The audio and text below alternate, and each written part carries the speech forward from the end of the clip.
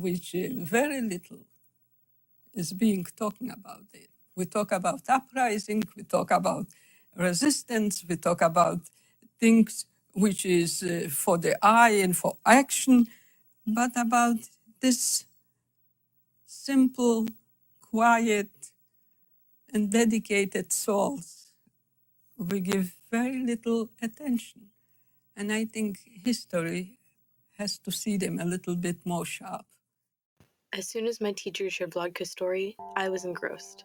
I wanted to know more about this courageous woman. She told me about how Vlodka smuggled weapons, food, and even children in or out of the Warsaw Ghetto. Vlodka's story is one rich with love.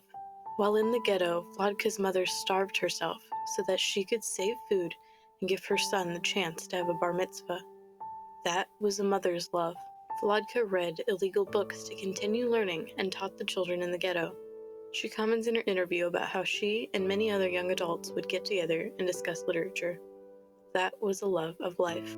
After losing her family, Vlodka had to rely on the only people she had left, her found family, the resistance fighters. In her book, she wrote, "It was as if my heart had turned to stone, as if my will to live had dissolved. Had it not been for my friends, I would have been trapped more than once. They did not desert me in my time of need." These were the people that got her through everything. These were the people she fought for. That was a love for her people. The love Vlodka Mead had for all her people and for life itself gave her the strength to resist and make it out of all the difficult situations she endured during the Holocaust. All the love and quiet resistance she had seen from everyone around her inspired her and pushed her to survive. When reading Vlodka's book, On Both Sides of the Wall, there were times when I just had to set the book down for a moment and think to myself, this is real. This happened to real people.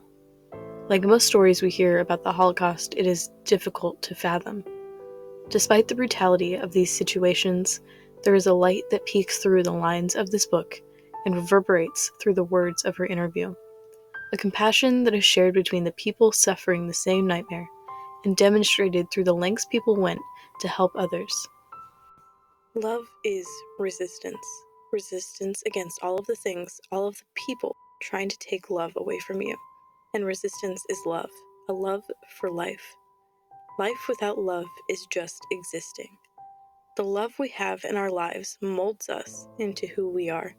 It makes us strong enough to resist. Vlodka wanted to inspire the generations that follow to remember that the quiet acts of love and resistance can change and save lives.